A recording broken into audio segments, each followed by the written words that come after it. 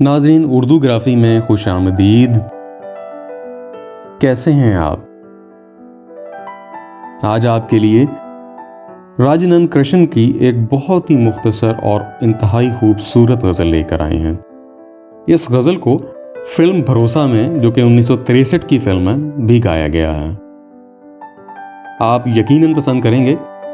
उससे पहले अगर आपने हमारे चैनल को सब्सक्राइब नहीं किया तो अभी कर लीजिएगा और बेल के आइकॉन पर क्लिक कर दीजिए ताकि आने वाली वीडियोस की इत्तला आपको बर वक्त मिल सके। इस भरी दुनिया में कोई भी हमारा ना हुआ, गैर तो गैर हैं, अपनों का सहारा ना हुआ। लोग रो रो के भी इस दुनिया में जी लेते हैं, एक हम हैं कि हंसे भी तो गुजारा ना हुआ।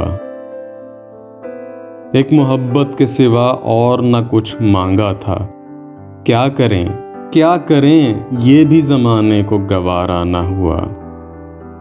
आसमां जितने सितारे हैं तेरी महफिल में, अपनी तकदीर का ही कोई सितारा ना हुआ।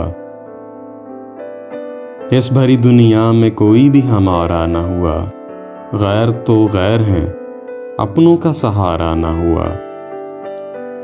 जी, तो कैसी लगी आपको ये गज़ल?